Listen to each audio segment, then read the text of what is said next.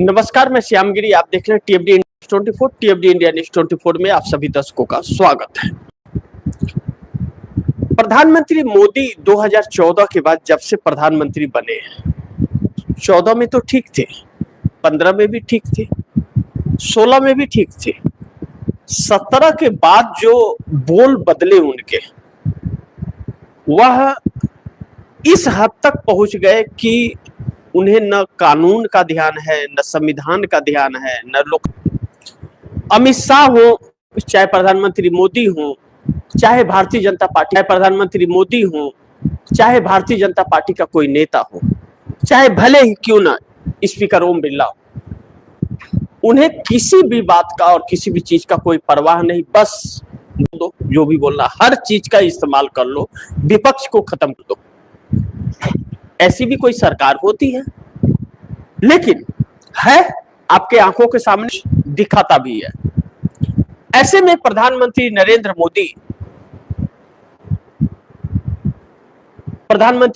मोदी के लिए अब नई संकट उत्पन्न हो गई है। नोटिस जारी हो गया है और इस नोटिस के तहत अगर कार्रवाई हुई तो प्रधानमंत्री नरेंद्र मोदी की सांसदी भी जा सकती है, प्रधानमंत्री की कुर्सी भी, और प्रधानमंत्री नरेंद्र मोदी को जेल भी। तीनों चीजें एक साथ। ऐसे में क्या कोई जुर्रत दिखा पाएगा ऐसा? लेकिन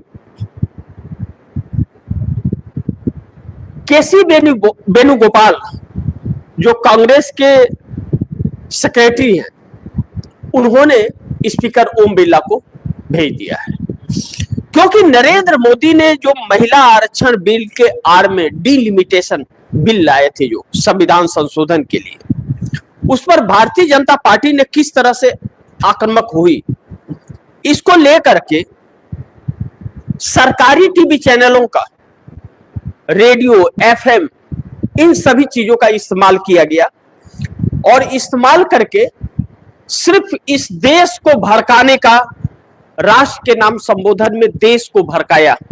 हमारे देश के प्रधानमंत्री ने महिलाओं को भड़काया, देश की बाकी जनता को भड़काया, खास तौर पर नाम लेकर के तृणमूल कांग्रेस, समाजवादी पार्टी, कांग्रेस और डीएमके, स्टालिन, यानी कि ममता बनर्जी, राहुल गांधी, अखिलेश यादव और स्टालिन को टारगेट किया और लोगों को कहा इनको सबक सिखाएं। राष्ट्र के नाम संबोधन में प्रधानमंत्री यह बात नहीं कह सकते, और ऐसे वक्त में जब दो राज्यों के चुनाव प्रचार थम रहे, चुनाव पर असर पड़ने वाला हो, ऐसे में नरेंद्र मोदी का यह भाषण 29 मिनट के अंदर 58 बार कांग्रेस का नाम लेना, 58 बार ममता बनर्जी का नाम लेना, 58 बार अखिलेश यादव का नाम लेना, 58 बार स्टालिन का नाम लेना, यह आचार संहिता का उल्लंघन भी है और संसद की गरिमा को भी तार तार करने वाला है। संसद के अंदर के उन चीजों को नहीं आप बाहर ला सकते जो जिस पर कानून आपको रोकता है। ऐसे में नरेंद्र मोदी ने राष्ट्र के नाम संबोधन नहीं किया, उन्होंने देश को भड़काने के लिए राष्ट्र के नाम संबोधन का इस्तेमाल किया, डीडी नेशनल चैनल का इस्तेमाल किया, बाकी रेडियो का इस्तेमाल किया, आकाशवाणी का इस्तेमाल किया, एफएम का इस्तेमाल किया, बाकी चैनलों का इस्तेमाल किया, प्राइवेट। अब ऐसे में नरेंद्र मोदी इस देश के कानून और संविधान से परे तो नहीं है, तो वेणुगोपाल ने नोटिस दे दिया है और इस पर स्पीकर ओम बिरला हिम्मत दिखा पाते हैं या नहीं, यह हर कोई जानता है कि स्पीकर ओम बिरला की हिम्मत नहीं है, तो इस पर बवाल भी लाजमी होना है, क्योंकि इंडिया गठबंधन पूरी तरह से एकदम सतर्क और एकजुट हो गया है। ऐसे में पीएमओ के अंदर एक हलचल तो मची है अमित शाह और नरेंद्र मोदी को लेकर के, क्योंकि इनकी बदजुबानी ही संदेश देती है लोगों को। और पश्चिम बंगाल चुनाव के अंदर गुजरात से और बाकी के राज्यों से थोक के भाव वोटर भेजे जा रहे हैं। जैसे बिहार के लिए भेजे गए थे। चुनाव आयोग दोनों ही चीजों पर खामोश है। ऐसे में पश्चिम बंगाल चुनाव को हाईजैक करने की एक कोशिश खुद सत्ता में बैठी हुई पार्टी के द्वारा चल रहा है। इससे यह पता चल रहा है कि यह देश किस दिशा में जा रहा है और यह देश आगे किस दिशा में जाएगा, क्योंकि जिस तरह से प्रधानमंत्री मोदी लोगों से बात करते हैं या जिस तरह प्रधानमंत्री नरेंद्र मोदी इवेंट बना रहे हैं, वह इस देश के लिए आने वाले वक्त के लिए बहुत ही मुश्किल भरा होने वाला है। एक जहर घोलने का काम, यानी कि देशद्रोह का मुकदमा होता है इस पर। एक प्रधानमंत्री अपने प्रधानमंत्री की कुर्सी का इस तरह इस्तेमाल विपक्ष के लिए नहीं कर सकता। सदन का दोनों हिस्सा होते हैं, पक्ष और विपक्ष, दोनों ना हो तो उस सदन का कोई काम नहीं और उस सदन का कोई मतलब नहीं होता। लेकिन नरेंद्र मोदी पूरी तरह से सदन विपक्ष मुक्त करना चाहते हैं। यह उनका सपना है, जो सपना 2024 में भी टूट गया। लेकिन अब वाराणसी से मोदी की वाराणसी से सांसदी और पीएम की कुर्सी दोनों जाएगी कार्रवाई होने से, यह बात सच है। नोटिस जारी हुई है, नोटिस जारी पर अगर संज्ञान ले लिया ओम बिरला ने, जो अगर नहीं लिया तो बहुत सदन में हंगामेदार होने वाला है, इससे भी इनकार नहीं कर सकते, क्योंकि नरेंद्र मोदी ने गरिमा को तोड़ा है। अब दूसरी इस पर बड़ी महत्वपूर्ण है कि चुनाव आयोग लगातार इस पर सवालों के घेरे में रहा है। चुनाव आयोग खुल करके भारतीय जनता पार्टी की मदद करता है। प्रशासन को लगाया गया, पश्चिम बंगाल के अंदर 2 लाख से अधिक सीआरपीएफ की फौज लगाई गई है। 2 लाख से अधिक सीआरपीएफ की फौज लगाई गई है। क्या वहां पर आतंकवादी आ गए हैं, रुक गए हैं? क्यों इतनी फोर्स लगाई गई? और सीआरपीएफ के लोग भारतीय जनता पार्टी के डंडा और झंडा लेकर के लोगों तक जा रहे हैं, लोगों को पर्चियां दे रहे हैं, तो पैसे भी उन्हीं से बंटवाएंगे। पश्चिम बंगाल प्रशासन को पोलिंग बूथ से काफी दूर रखा गया है, पोलिंग बूथ के आसपास भी वह नहीं आ सकते। ऐसा क्यों किया गया है? क्यों किया गया है? और जितने भी प्रशासन लगाए गए हैं वहां पर पश्चिम बंगाल के अंदर, वह भारतीय जनता पार्टी की जिन जिन राज्यों में सरकार है वहां से सब आईएएस अफसर और सभी अफसरों को भेजा गया है। और खास तौर पर जो चुनाव आयोग जो टीम बनाया है, वह टीम खास तौर पर भाजपा के लिए काम कर रही है। यह सारे आरोपों के बीच पश्चिम बंगाल के अंदर चुनाव हो रहा है और 34 लाख पहले चरण के अंदर लोगों के नाम काट दिए गए। ऐसे में जो बिहार से, जो हैदराबाद से, या जो महाराष्ट्र से, चाहे गुजरात से, अलग अलग राज्यों से जो आ रहे हैं लोग, कौन भेज रहा है उससे? ट्रेन भर भर के, बसें भर भर के। यह चीज असम में भी देखी गई, बिहार के बस पकड़े गए थोक के भाव। बिहार के अंदर देखा गया हजारों की संख्या में पंजाब का, मध्य प्रदेश का, उत्तर प्रदेश का, राजस्थान का, चाहे महाराष्ट्र का, गुजरात का, इन सभी जगहों से ट्रेन और बस भर भर के हजारों की संख्या में गई थी। इसी वक्त क्यों स्पेशल ट्रेन चला दी गई? और राष्ट्र के नाम संबोधन में कहते हैं कि यह एंटी नेशनल पार्टियां हैं, मुस्लिम लीग पार्टियां हैं। तो मुस्लिम क्या इस देश के नागरिक नहीं है क्या? मोदी अनोखा है क्या? अमित शाह अनोखा है? चुनाव आयोग अनोखा है?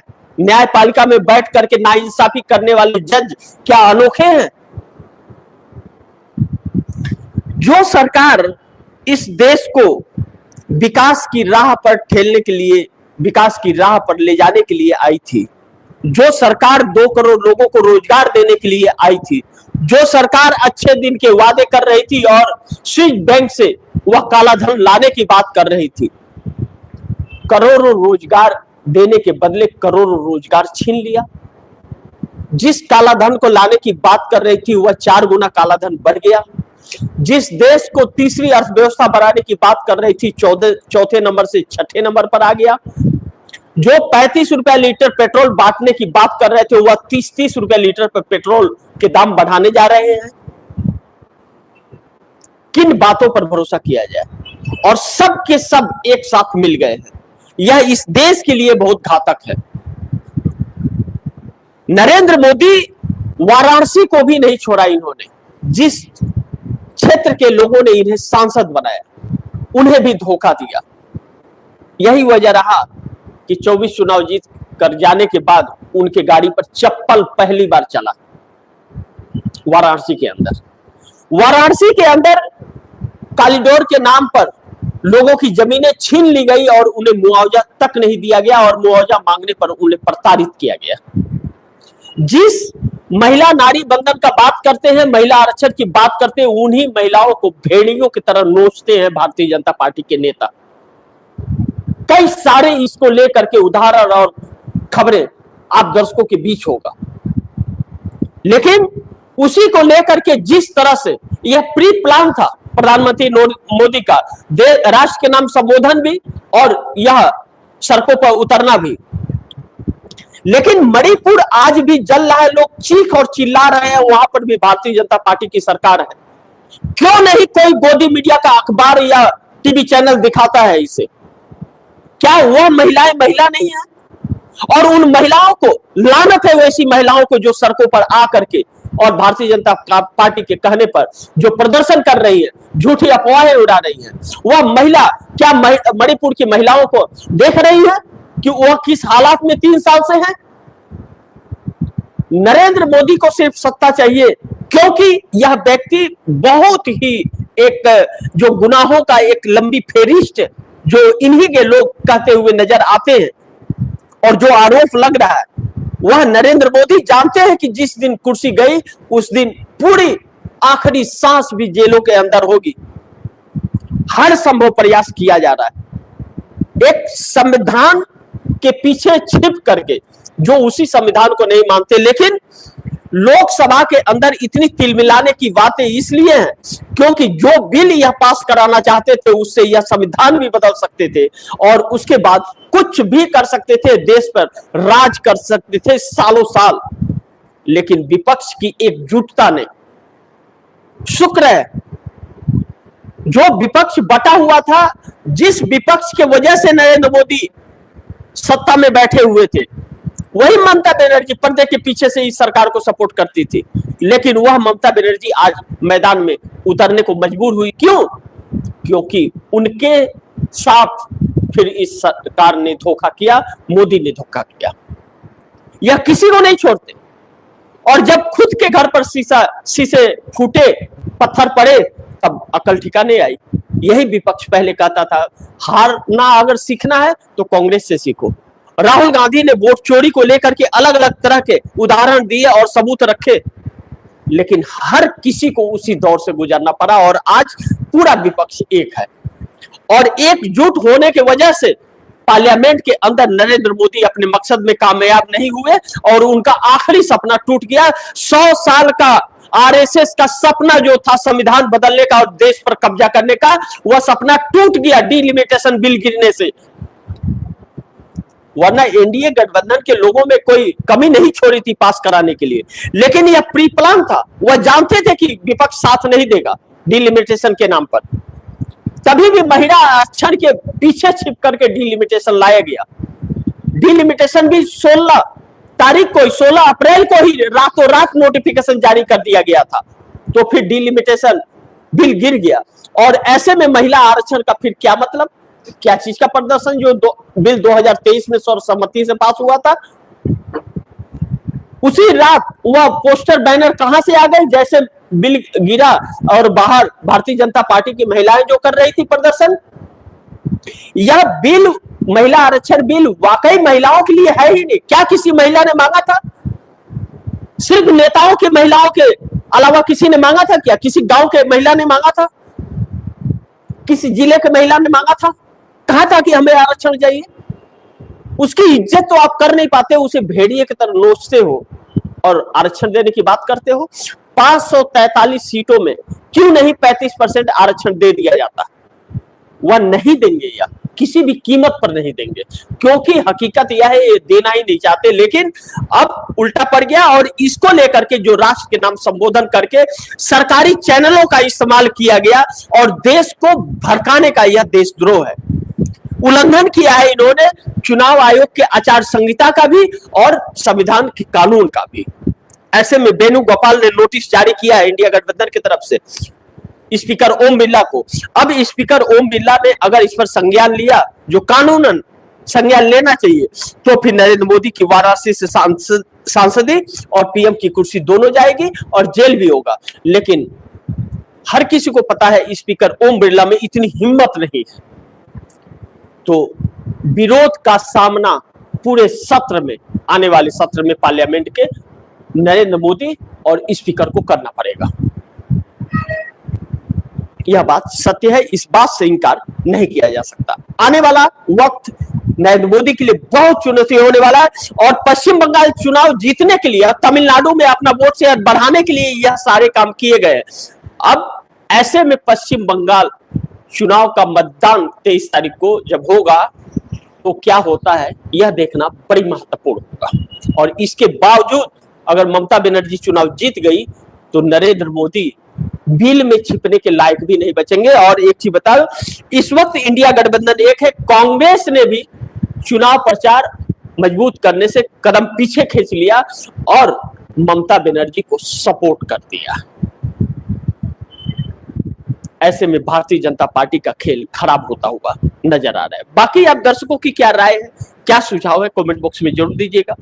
इस खबर को ज्यादा से ज्यादा शेयर कीजिएगा, अपने दोस्तों को भी कहिएगा आगे शेयर करें। और आपने टीएफडी इंडिया न्यूज़ 24 को सब्सक्राइब नहीं किया, सब्सक्राइब कर लीजिएगा। अपने दोस्तों को भी कहिएगा टीएफडी इंडिया न्यूज़ 24 को सब्सक्राइब करें। मिलते हैं अगली खबर के साथ, तब तक के लिए नमस्कार।